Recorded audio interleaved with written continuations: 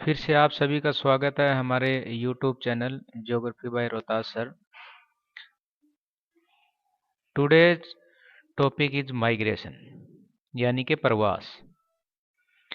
प्रवास के बारे में फिराक गोरखपुर ने बहुत ही महत्वपूर्ण लाइन लिखी है और वहीं से इसकी शुरुआत करने वाले हैं।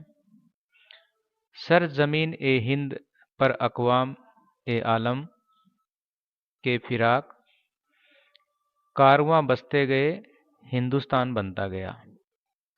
भारत और पाकिस्तान की पार्टीशन के बाद से बहुत सारे जो लोग हैं इंडिया को छोड़कर पाकिस्तान जा रहे थे, पाकिस्तान को छोड़कर इंडिया में आ रहे थे।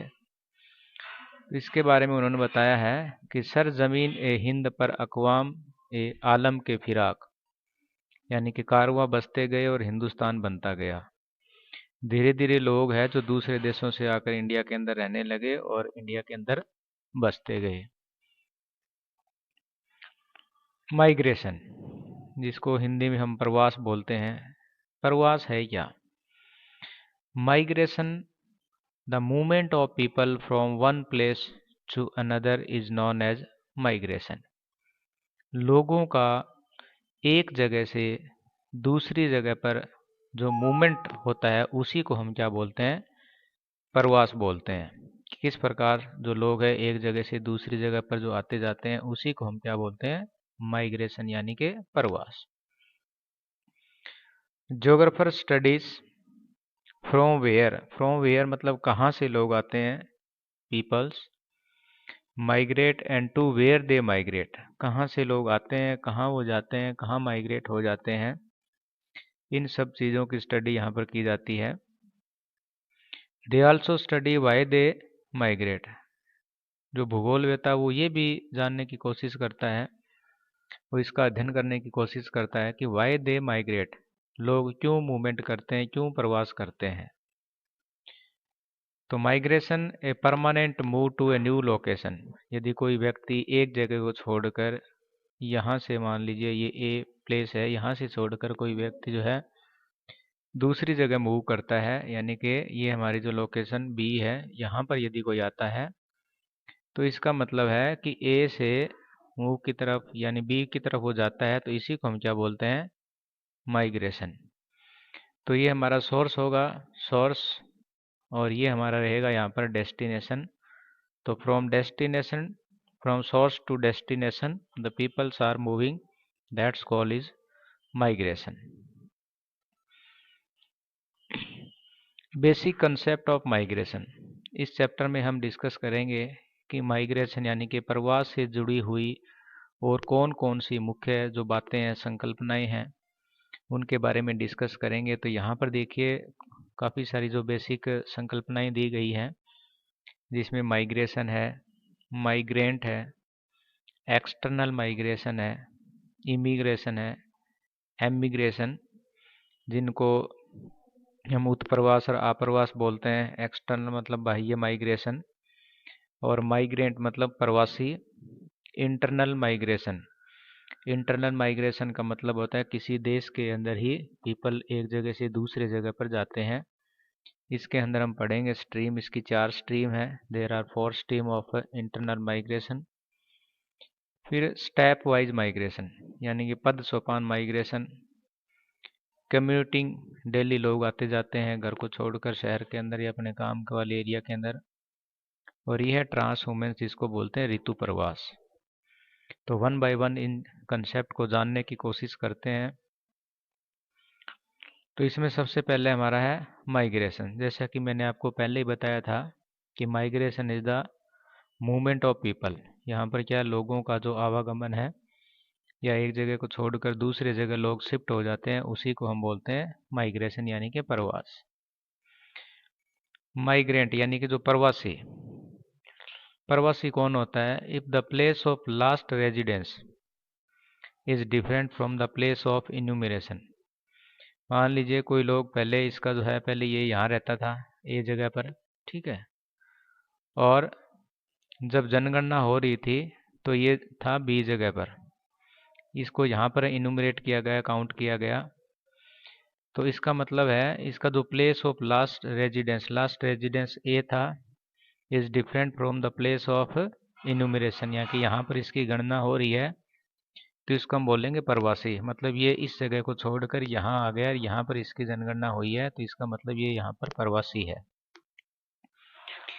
दूसरा है लाइफ टाइम माइग्रेट, जीवन पर्यंत जिसको हम बोलते हैं। The place of birth is different from the place of enumeration, यानी कि ये हमारा ए स्थान है, यहाँ पर किसी का बर्थ हुआ है और ये फिर आ गया है हमारे यहाँ पर बी की जगह में आ गया है, ये बी वाली जगह है। यहाँ पर इसकी काउंटिंग हो रही है सेंसस के टाइम में, तो इसका मतलब क्या कहेंगे, इसको हम बोलेंगे लाइफ टाइम माइग्रेंट, यानी कि इसका जन्म तो यहाँ हुआ है लेकिन इसकी जनगणना यहाँ, और इसका मतलब है कि ये इस जगह को छोड़कर यहाँ पर आ चुका है, तो इसको हम बोलेंगे लाइफ टाइम माइग्रेंट। उसके बाद में आता है हमारा एक्सटर्नल माइग्रेशन। एक्सटर्नल माइग्रेशन को हम बोलते हैं बाह्य माइग्रेशन, या इसको अंतर्राष्ट्रीय माइग्रेशन भी बोलते हैं। The migration across the international boundary, यानी कि जो हमारी अंतर्राष्ट्रीय बाउंड्रीज होती है उनसे जो पार माइग्रेशन जो हम बोलते हैं, प्रवास जो होता है वो इस प्रकार का होता है। इसके दो प्रकार हैं, there are two type of migration, external migration. पहला है इसमें emigration, migration from a location. From a location का मतलब होता है कोई दूसरे देश से, ठीक है, मतलब ये कोई एक नया देश है और यहाँ से वो इंडिया के अंदर आ रहा है, तो इसका मतलब वो हमारे यहाँ पर क्या है, एमिग्रेशन है। माइग्रेशन फ्रॉम ए लोकेशन, किसी दूसरी जगह से इंडिया के अंदर आना, और immigration migration to a location, India से दूसरी जगह कहीं दूसरी जगह पर जाना। मान लीजिए इंडिया से हम ऑस्ट्रेलिया चले गए तो इसको बोलेंगे इमिग्रेशन, उत्प्रवास। और एमिग्रेशन का मतलब होता है आप्रवास, यानी कि कोई लोग दूसरी जगह से इंडिया के अंदर आ रहे हैं तो इसको आप्रवास, और यदि इंडिया से कोई दूसरी जगह जा रहे हैं तो इसको बोलेंगे हम उत्प्रवास। Characteristics of temporary migration.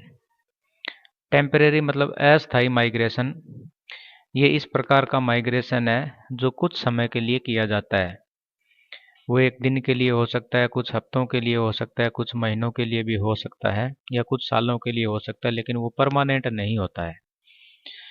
तो यहाँ पर इससे हम रिलेटेड कुछ और टर्मिनोलॉजी देखते हैं। तो यहाँ पर है डेली माइग्रेशन। डेली माइग्रेशन जैसे कि हम सभी लोग अपने घर से अपने काम के लिए जब आते हैं अपने वर्क प्लेस तक, तो इसको बोलते हैं हम डेली माइग्रेशन, यानी कि दैनिक प्रवास। सभी लोग अपने काम के लिए प्रतिदिन अपने घर से अपने वर्क प्लेस तक जाते हैं। It means the daily migration means कि यहाँ हम प्रत्येक दिन, यानी कि every day we are moving from our home residence to the work place, this is known as the daily migration. The second one is weekly migration, 5 to 6 days in a week. हम कहीं पर रहते हैं, मान लीजिए एक जगह रहते हैं, काम करते हैं, तो वीकेंड में हम अपने घर आ जाते हैं। यहाँ ये एक जगह है, ठीक है, और यहाँ पर ये बी जगह है। तो यहाँ हम क्या करते हैं, मान लीजिए या कोई चंडीगढ़ वर्क कर रहा है अपने घर में, उसको जाना है दिल्ली, तो वो डेली अप डाउन न करके 5-6 दिन वहीं रहता है और उसके बाद जो अपना घर आ जाता है। तो हफ्ते में इसको हम बोलते हैं weekly migration. Then seasonal migration. Seasonal migration ये ज़्यादातर होता है क्रॉपिंग सीजन के टाइम में। हमारे यहाँ पर बहुत सारे जो है यूपी बिहार से लोग जो है, जब हमारा क्रॉपिंग सीजन आता है, हार्वेस्टिंग का जब सीजन आता है, तो गेहूं की कटाई के लिए या नरमे की चुनाई के दौरान बहुत सारे जो मजदूर हैं वो 2 या 3 महीनों के लिए अपने एरिया को छोड़कर दूसरे एरिया के अंदर आ जाते हैं, जहाँ पर वो काम करते हैं, और उसके बाद जैसे ही काम खत्म होता है वो वापस अपने घरों को चले जाते हैं। तो seasonal migration is related with the cropping seasons where the labour come to an area where they can get the employment for few days or few months after the harvesting system is over or harvesting season is over, then they move to their native place. This type of migration is called the seasonal migration. Then annual or periodic migration. This is for a few years. For example, if you are moving outside from country for study purpose to the foreign country, this type of migration is considered in this category. ये वार्षिक और आवधिक migration जिसको हम बोलते हैं, ये कुछ सालों के लिए, कुछ महीनों के लिए हो सकता है। आप लोग बाहर स्टडी वीज़ा के लिए जाते हैं तो 2 या 3 साल तक वहाँ स्टडी कंप्लीट करने के बाद वापस जो अपने देश के अंदर आ जाते हैं। तो इस प्रकार का जो माइग्रेशन होता है वो हमारा पीरियोडिक और एनुअल माइग्रेशन होता है। एक होता है मीडियम लेवल माइग्रेशन, मध्य आकार का या मध्यम प्रकार का जो माइग्रेशन है, ये होता है more than 1 season but less than life time. यहाँ लाइफ टाइम है, ठीक है। ये 1 सीजन से तो ज़्यादा होता है लेकिन लाइफ टाइम से कम होता है। तो इस प्रकार का जो माइग्रेशन होता है वो हमारा होता है मीडियम लेवल ऑफ माइग्रेशन। तो ये थे कुछ करेक्टरिस्टिक्स ऑफ टेम्परेरी माइग्रेशन। इसके बाद में हम चलते हैं इंटरनल माइग्रेशन। इंटरनल माइग्रेशन यानी कि जिसको हम आंतरिक माइग्रेशन बोलते हैं। Internal migration mean with in the country, जो एक ही देश के अलग अलग राज्यों के अंदर होता है या एक ही राज्य के अलग अलग डिस्ट्रिक्ट के अंदर होता है, उसको हम बोलते हैं इंटरनल माइग्रेशन। जैसा कि ये नाम से ही पता चल रहा है, आंतरिक प्रवास जो किसी देश के एक हिस्से से दूसरे हिस्से की तरफ जो है किया जाता है। इसकी 4 स्ट्रीम है। There are 4 stream of migration of internal migration, यानी कि इस प्रकार की जो प्रवास है इसकी 4 धाराएं हैं, जिसमें सबसे पहला हमारा है रूरल टू अर्बन, ग्रामीण से शहर की तरफ प्रवास करना। फिर ग्रामीण से ग्रामीण की तरफ, फिर अर्बन से रूरल की तरफ, और अर्बन टू अर्बन यानी कि शहर से शहर की तरफ प्रवास। ज़्यादातर जो हमारा जो रूरल टू रूरल माइग्रेशन होता है उसका जो मुख्य कारण है वो है मैरिज। अर्बन टू रूरल जो होता है वो ज़्यादातर एम्प्लॉयमेंट के लिए या स्टडी के लिए, मेडिकल फैसिलिटीज़ के लिए। अर्बन से रूरल का हमारे यहाँ पर इतना कंसेप्ट नहीं है, लेकिन फॉरेन कंट्रीज़ के अंदर बहुत सारे जो ऐसे एरिया, जैसे कि यूरोपियन कंट्रीज़ के अंदर अर्बन एरिया को छोड़कर वो रूरल एरिया के अंदर रेजिडेंस के लिए रहने लग जाते हैं, जहाँ पर उनको खुला वातावरण मिलता है। Urban to urban, small area को छोड़कर एक लार्जर एरिया की तरफ जो मूव कर जाते हैं बहुत सारे लोग अपने करियर के लिए या अपने आजीविका के लिए। तो ये तो थी 4 जो प्रवास की जो मुख्य धाराएं हैं, आंतरिक प्रवास की मुख्य धाराएं या the stream of internal migration, rural to urban, rural to rural, urban to rural and urban to urban. Next हमारा इसके अंदर है stepwise migration. Stepwise migration जिसको हम बोलते हैं पद सोपान माइग्रेशन।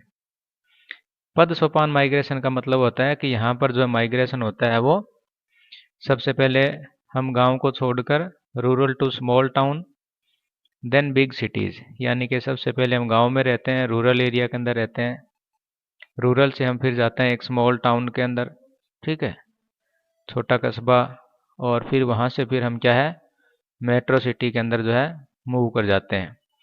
तो इस प्रकार का जो माइग्रेशन होता है वो हमारा पद सोपान माइग्रेशन बोलते हैं, जिसमें हम पहले गांव को छोड़कर शहर और शहर को छोड़कर बड़े शहरों के अंदर माइग्रेशन कर जाते हैं। ये होता है हमारा कम्यूटिंग।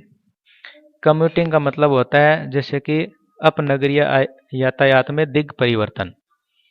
दिग परिवर्तन मतलब दैनिक परिवर्तन, जिसको हम बोलते हैं from residence to work place for everyday और वीकली। जैसा कि हमने पहले इसको डिस्कस किया हुआ था कि हम डेली जो है अपने रेजिडेंस से, अपने घर से वर्क प्लेस वो हमारा स्कूल, कॉलेज, मेडिकल कहीं भी हो सकता है, या वो हमारी शॉप भी हो सकता है, कोई प्रिंटिंग प्रेस भी हो सकता है, जहाँ पर लोग काम करते हैं और अपने घरों को छोड़कर वो डेली वहाँ पर आते हैं। तो इस प्रकार का जो माइग्रेशन होता है वो हमारा होता है कम्यूटिंग। और जो लास्ट कैटेगरी है वो हमारी ट्रांस ह्यूमेंस, जिसको हम ऋतु प्रवास बोलते हैं, the seasonal movement of people with their cattle. इसके अंदर ज़्यादातर जो लोग हैं अपने पशुओं के साथ जो है एक एरिया से लेकर दूसरे एरिया की तरफ जो है माइग्रेशन करते हैं। ये इस प्रकार का ज़्यादातर जो माइग्रेशन है वो माउंटेन एरिया के अंदर होता है। वे माउंटेन एरिया के अंदर, तो माउंटेन एरिया के अंदर जो लोग हैं वो अपने पशुओं के साथ में जब गर्मी आती है तो वो ऊपर की तरफ चढ़ जाते हैं, ठीक है, इस प्रकार से। और जब सर्दी आती है तो वापस नीचे आ जाते हैं। तो this type of movement when the peoples move with their cattles is known as the transhumance. Factor affecting migration, migration को यानी कि प्रवास को प्रभावित करने वाले कारक।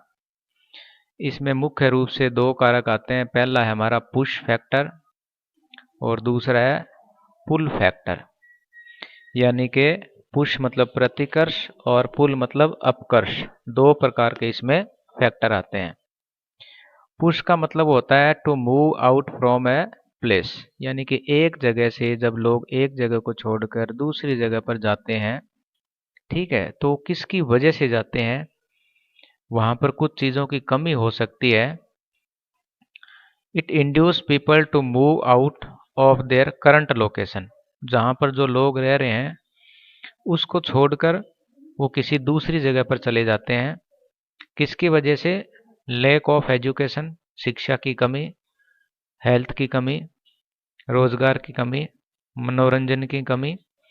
ये कुछ मेजर पुश फैक्टर है। पुश का मतलब होता है धकेलना, जहां से इनकी जो कंडीशन यानी कि वहां का इन्वायरमेंट ऐसा होता है कि लोगों को वहां से छोड़कर जाना पड़ता है। और people move out their current location to a new destination where they can access good education, health, employment and entertainment. इन चीज़ों की जहाँ पर कमी होती है वो एरिया जो है लोग उस एरिया को छोड़कर चले जाते हैं, जिसको हम लेते हैं पुश फैक्टर के अंदर।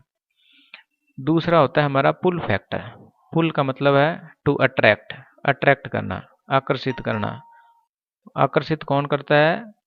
ये चीज़ें जो हमने पुश फैक्टर के अंदर पढ़ी थी, जब वो पॉजिटिव हो जाती है तो वो हमें अट्रैक्ट करती है। Induce people to move into a new location due to best facilities like education, medical, employment etcetera.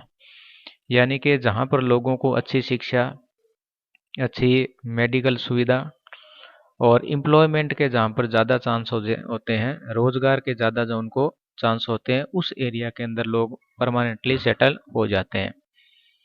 जैसे कि बहुत सारे लोग जो रूरल एरिया को छोड़कर शहर की तरफ क्यों आते हैं? क्योंकि रूरल के अंदर ये फैसिलिटी नहीं होती है और अर्बन के अंदर ये सारी की सारी फैसिलिटी हमें मिलते हैं, इसलिए लोग जो है रूरल एरिया को छोड़ देते हैं। तो रूरल के अंदर जो हम कह सकते हैं कि रूरल के अंदर जो है ये जो है पुश फैक्टर लागू होते हैं और अर्बन एरिया के अंदर पुल फैक्टर लागू होते हैं, जिसकी वजह से लोग गाँव को छोड़कर शहरों में या छोटे शहर को छोड़कर बड़े शहरों के अंदर अंदर यानी कि मेट्रो सिटी के अंदर चले जाते हैं, जहाँ पर वो गुड फैसिलिटी और मेडिकल, एजुकेशन, एंटरटेनमेंट वहाँ पर मिलती है।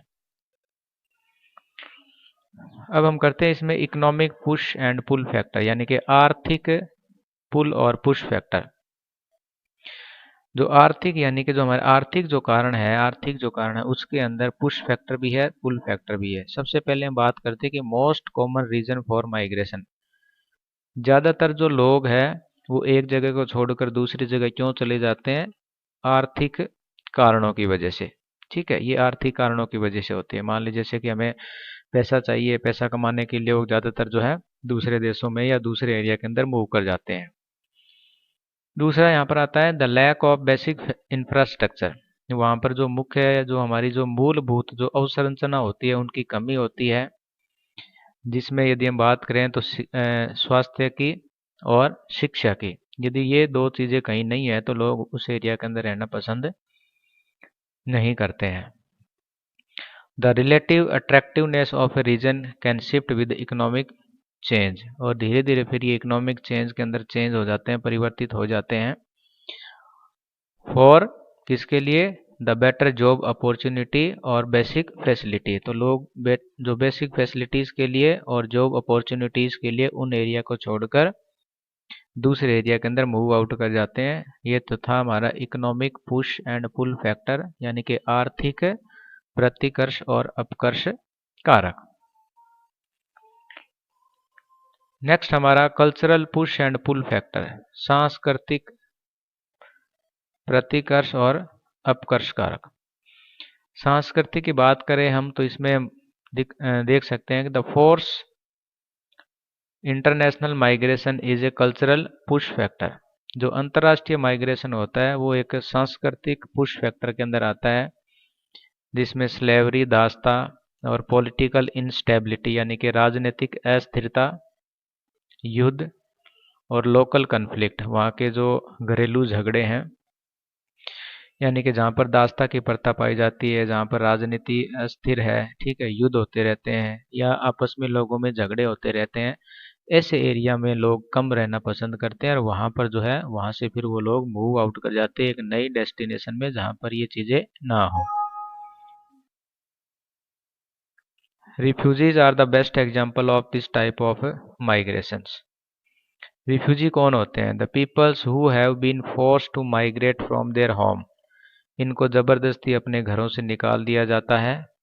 And cannot return for the fear, और दोबारा वो वहाँ नहीं जाते हैं, किसके कारण? डर के कारण, प्रोसिक्यूशन के कारण। ड्यू टू देयर रेस, उनकी प्रजाति, उनका धर्म, उनकी नेशनलिटी, राष्ट्रीयता, और पॉलिटिकल ओपिनियन, उनके राजनीतिक विचारों के कारण, उनके धर्म का कारण, उनके जो है राष्ट्रीयता के कारण, उनकी प्रजाति के कारण वापस वो उस एरिया के अंदर नहीं जाते हैं। तो रिफ्यूजीज हैव नो होम, उनके कोई घर नहीं होते हैं, अनलेस अनदर कंट्रीज, यानी कि दूसरी कंट्री जब तक उनको घर देने के लिए, उनको अपने देश में शामिल करने के तैयार नहीं हो जाती है। तो बहुत से हमारे शरणार्थी बांग्लादेश या इंडिया के अंदर आते हैं और यहीं पर अपने रहने लग जाते हैं या गवर्नमेंट से गुहार करते हैं कि हमें यहाँ पर काउंट किया जाए और हमें यहाँ पर आइडेंटिटी कार्ड बना कर दिया जाए ताकि हम जो है इंडियन सिटीजन कहला सकें। Two largest refugees group are, एक तो फ़िलिस्तीन और दूसरे अफ़गान। फ़िलिस्तीन लेफ्ट इज़राइल, फ़िलिस्तीनियों ने इज़राइल को छोड़ दिया after it was created in 1948 और after it is expanded in 1967। तो इज़राइल फ़िलिस्तीन के अंदर जो है ये इस प्रकार के जो लोग हैं, फ़िलिस्तीन इज़राइल को छोड़कर वो दूसरे एरिया के अंदर रहने लगे। इसी प्रकार से जो अफ़गानिस्तान के अंदर अफ़गान है वो इनके रिफ्यूजीज के बेस्ट एग्जाम्पल हो सकते हैं। Environmental push and pull factor, पर्यावरणीय यदि हम अपकर्ष और प्रतिकर्ष की बात करें तो इन्वायरमेंट के अंदर जैसे कि pushed out of the hazardous region, जहाँ पर जो है प्राकृतिक आपदा आती रहती है, पुल्ड इनटू अट्रैक्टिव वंस, और वहाँ जाते हैं जहाँ पर यह प्राकृतिक आपदा नहीं आती है। अट्रैक्टिव एरियाज, अट्रैक्टिव एरियाज कौन से होते हैं? लो माउंटेन, जहाँ पर पहाड़ ऊंचे नहीं होते हैं या कम ऊंचाई पे होते हैं। बीच, समुद्र के जो तट होते हैं। फ्लैट लैंड यानी कि समतल मैदान। एंड वार्म क्लाइमेट, और गर्म जलवायु। टू लिटर और too much water is a major push factor, यदि पानी बिल्कुल ही कम है तो भी लोग वहाँ रहना पसंद नहीं करते और बहुत ज़्यादा है तो भी वहाँ पर नहीं रहना पसंद करते। ड्राउट एंड फ्लड्स, सूखा और जो बाढ़ है ये भी जो है हमारे environmental push and pull factor के अंदर आते हैं। An area subject to the flooding during a specific number of year, जैसे कि हमारे इंडिया के अंदर भी बहुत सारे ऐसे एरिया जहाँ पर फ्लड आती रहती है और भी वर्ल्ड के अंदर बहुत सारे एरिया जहाँ पर फ्लड आती रहती है, हैवी रेनफॉल होती रहती है। तो इस प्रकार के एरिया के अंदर लोग कम रहना पसंद करते हैं। अब हम बात करते हैं इसमें कॉजेज ऑफ माइग्रेशन। अभी हम पढ़े थे फैक्टर, यानी कि माइग्रेशन को या प्रवास को प्रभावित करने वाले कारक पुश और पुल। अब हम बात करते हैं इसमें कारण, अभी माइग्रेशन के कारण क्या है।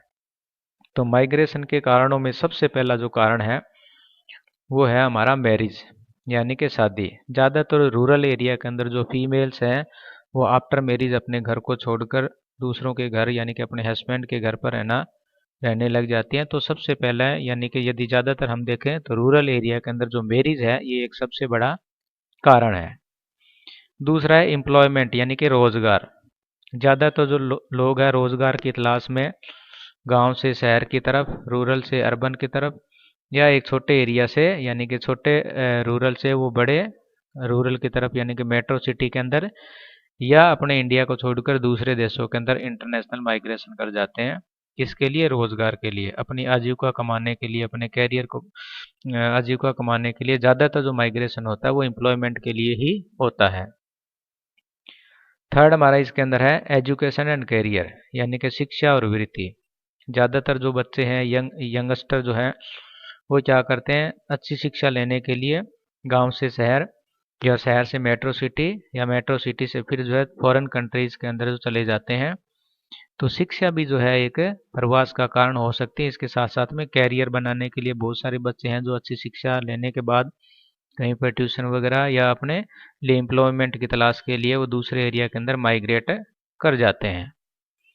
बेटर अपॉर्चुनिटी, बेटर अपॉर्चुनिटी का मतलब अच्छी सुविधाएं। अच्छी सुविधाओं में क्या है? शिक्षा है, स्वास्थ्य है, मनोरंजन है, ये सभी प्रकार की जो सुविधाएं हैं सभी को चाहिए। ट्रांसपोर्ट है, कम्युनिकेशन है, जहाँ पर ये सारी सुविधाएं अवेलेबल होती है लोग वहीं पर जाकर रहना पसंद कर देते हैं, चाहे वो गांव में हो या अर्बन एरिया के अंदर हो।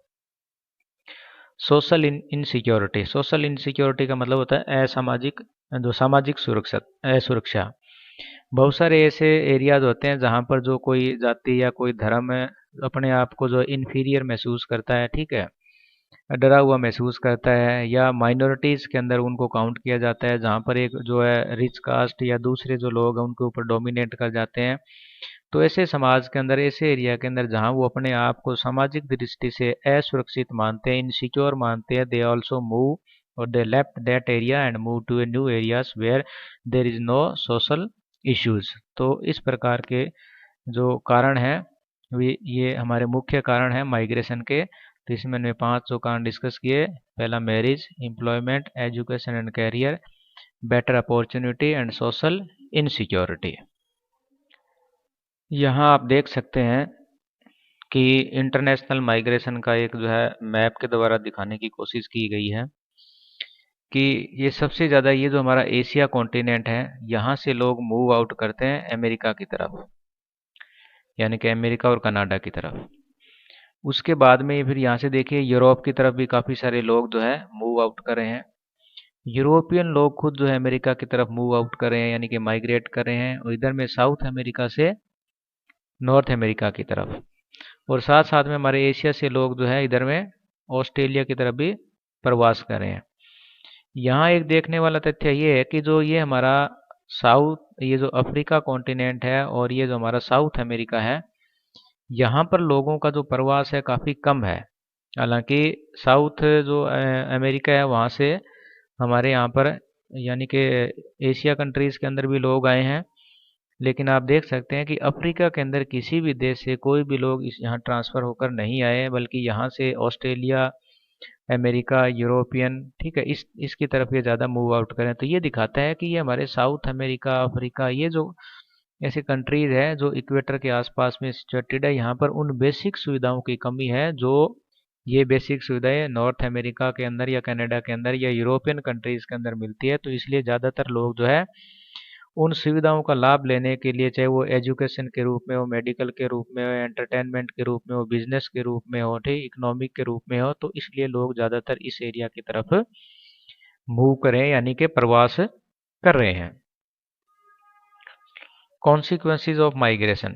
अब हम बात करते हैं कि माइग्रेशन के क्या परिणाम हो सकते हैं, यानी कि माइग्रेशन में जब कोई लोग एक जगह को छोड़कर दूसरे जगह में जाते हैं तो कुछ ना कुछ उसके जो है सामाजिक, आर्थिक, कहीं ना कहीं इसके परिणाम हो सकते हैं। तो यहाँ हम सबसे पहले बात करते हैं कि इसके क्या परिणाम हैं। तो इसके अंदर हमारा 4 प्रकार के परिणाम हो सकते हैं। एक तो इकोनॉमिक हो सकता है, डेमोग्राफिक यानी कि आर्थिक, जनाकांक्षीय, सामाजिक और सांस्कृतिक, और इन्वायरमेंटल कॉन्सिक्वेंसेस। तो ये इसके परिणाम हो सकते हैं।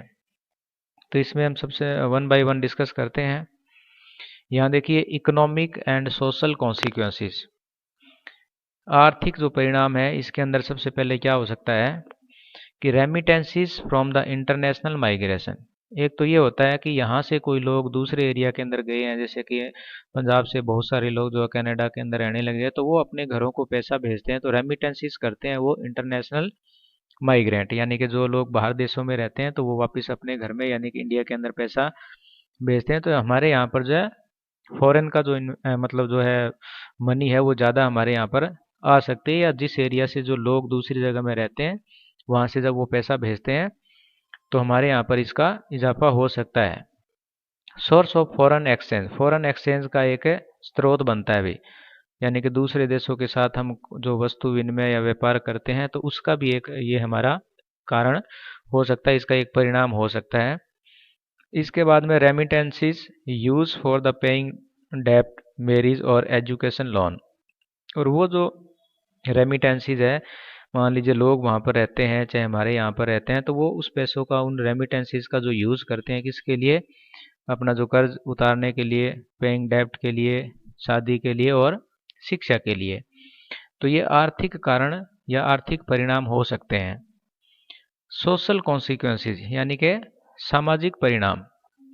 सामाजिक परिणामों की बात करें तो सबसे पहले ये एक सोशल चेंज के रूप में यानी कि सामाजिक परिवर्तन के रूप में ये एक काम करता है। कौन? माइग्रेशन। मान लीजिए हम किसी देश के अंदर रह रहे हैं, ठीक है, इंडिया के अंदर हम रह रहे हैं, और दूसरे देश से लोग जो हमारे यहाँ पर आते हैं, तो जब वो लोग यहाँ पर आएंगे तो वो अपने साथ अपनी संस्कृति, अपने समाज के कुछ गुणों को लेकर आएंगे और यहाँ रहने लग जाएंगे। तो जब हम उनके साथ इंटरेक्ट करेंगे तो कहीं ना कहीं वो चीज़ें हमें प्रभावित करेगी और हमारे समाज के अंदर चेंज आएगा। तो सबसे पहला जो कारण है इसके अंदर सोशल चेंज है इसके अंदर। दूसरा, diffusion of new technology, family planning and girl education. इससे क्या होगा, हो सकता है कि दूसरे देश के यहाँ पर मान लीजिए हमारे यहाँ पर आया है, तो यहाँ पर शिक्षा, लड़कियों की शिक्षा के ऊपर जोर दिया जा रहा हो, या वहाँ पर फैमिली प्लानिंग हो, या वहाँ पर नई तकनीकी, तो वो उन चीज़ों को लेकर अपने यहाँ पर आएगा।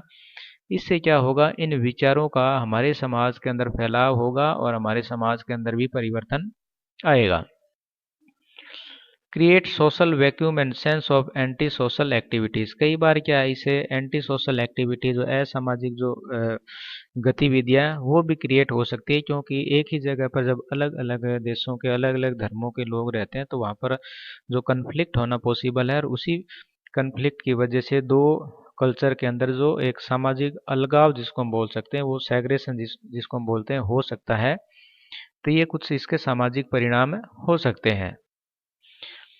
इसके बाद में हमारा डेमोग्राफिक कॉन्सिक्वेंसेज यानी कि जनाकांक्षीय परिणाम और पर्यावरणीय परिणाम। इसके अंदर जनाकांक्षीय परिणाम की बात करें तो सबसे पहले अनबैलेंस्ड सेक्स रेशो, यानी कि किसी देश के अंदर मान लीजिए ये एक देश है ए, ठीक है, और ये दूसरा देश है बी, ठीक है। तो यहाँ से यदि कोई मेल पर्सन यहाँ पर जो माइग्रेट कर जाता है तो यहाँ पर भी और यहाँ दोनों जगह पर क्या है, सेक्स रेशो जो अनबैलेंस हो सकता है। यदि मेल लोग ज़्यादा पर्सन कर जाएं या माइग्रेशन कर जाएं, या फीमेल ज़्यादा माइग्रेशन कर जाए, तो हमारे जो लिंग संरचना उसके अंदर परिवर्तन आ सकता है, असंतुलन पैदा हो सकती है। Adverse effect on the population composition, यानी कि हमारा जो सामाजिक जो संगठन है जिसमें हम अलग अलग धर्मों के, जाति के, लिंग के आधार पर लोग रहते हैं, उनके ऊपर जो एडवर्स बुरा प्रभाव पड़ सकता है, क्योंकि अलग अलग धर्म जाति के लोग जब रहने लग जाते हैं एक जगह तो वहाँ पर भी क्या इन चीज़ों का इफेक्ट होता है। Mail population increase in cities, ज़्यादातर जो मेल पर्सन है वो अपने एम्प्लॉयमेंट के लिए, एजुकेशन के लिए सिटीज़ के अंदर जो है माइग्रेट करते हैं। तो उससे क्या होता है कि सिटीज़ के अंदर मेल पॉपुलेशन यानी कि जो पुरुष जो है उनकी संख्या बढ़ जाती है। रीडिस्ट्रीब्यूशन ऑफ पॉपुलेशन, और जो जनसंख्या का है वापिस से क्या है, दोबारा से उनका वितरण हो जाता है। यानी कि जिस प्रकार हमारी जनगणना होती है उस प्रकार हम इनको काउंट करते हैं, बाद में लोग एक जगह से दूसरी जगह पर मूव आउट कर जाते हैं। इसका मतलब होता है जनगणना का यानी कि लोगों का पुनः वितरण या जनसंख्या का पुनः वितरण। तो ये चार इसके कारण हो सकते हैं। इन्वायरमेंटल कॉन्सिक्वेंसेस की बात करें तो प्रेशर ऑन एग्जिस्टिंग फैसिलिटीज़, यानी कि जो पहले से वहाँ पर जो फैसिलिटी अवेलेबल है और लोग यदि वहाँ पर आ जाते हैं तो इससे क्या पड़ेगा, उसके ऊपर प्रभाव पड़ेगा, उसके ऊपर दबाव पड़ेगा। मान लीजिए किसी ए सिटी के अंदर है 1 लाख लोगों के रहने की सुविधा है, उसी हिसाब से वहाँ पर वाटर सप्लाई, यदि वहाँ पर और लोग आ जाएं, इस ए के अंदर यदि 1 लाख और आ जाएं तो 2 लाख लोग हो गए। तो जो सुविधा पहले 1 लाख लोगों को मिलती थी अब वो 2 लाख लोगों को मिलेगी। तो इसका मतलब है कि वो पहले वाले जो लोग रह रहे हैं उनके हिस्से की जो सुविधाएं वो भी ले लेते हैं। तो इससे क्या होता है, उस वहाँ की जो हमारी जो सुविधाएं हैं उसके ऊपर और दबाव पड़ता है। ग्रोथ ऑफ स्लम्स एरिया, आप लोगों ने देखा होगा कि ज़्यादातर जो अर्बन एरियाज होते हैं वहाँ पर काफ़ी भीड़ भाड़ होती है और लोग वहाँ पर रहने लग जाते हैं। जब उनको जगह नहीं मिल पाती है तो स्लम्स यानी कि गंदी बस्तियों के अंदर वो रहने लग जाते हैं। इस प्रकार से धीरे धीरे स्लम्स का ओरिजिन होता है जहाँ पर बेसिक फैसिलिटीज़ की कमी पाई जाती है। जैसे कि धारावी जो है मुंबई के अंदर एक बहुत बड़ी स्लम है, एशिया की लार्जेस्ट स्लम्स है। डिप्लेशन ऑफ ग्राउंड वाटर, अब इतने लोग रहेंगे तो उनको कम से कम पानी की फैसिलिटी तो देनी पड़ेगी। और इसी हिसाब से फिर क्या है, वहाँ पर धीरे धीरे लोग अंडरग्राउंड वाटर का जो यूज़ करना शुरू कर देते हैं और धीरे धीरे अंडरग्राउंड वाटर वो डिप्लेटेड हो जाता है, कम हो जाता है। सीवेज डिस्पोजल प्रॉब्लम, और सबसे बड़ी जो प्रॉब्लम आती है अर्बन एरिया के अंदर ज़्यादा लोग रहने से, सीवेज की ब्लॉकेज होती है, उनका जो डिस्पोजल होता है वो प्रॉब्लम होती है। इतना जो कूड़ा कबाड़, ठीक है, वो कहाँ डालना है। तो ये कुछ इस प्रकार की प्रॉब्लम होते हैं। Over exploitation of natural resources, जो हमारे प्राकृतिक जो संसाधन है उनका जो है अधिकतम प्रयोग होता है। इससे हमारे सोसाइटीज़ के अंदर, हमारे इन्वायरमेंट के अंदर इम्बैलेंस क्रिएट हो जाता है। तो these are the some consequences of the migration, demographic, environmental consequences. Thanks for being watching. तो ज़्यादा से ज़्यादा आप इस वीडियो को शेयर करें, लाइक करें, सब्सक्राइब करें हमारे चैनल को, geography bye Rohtas sir. Thank you.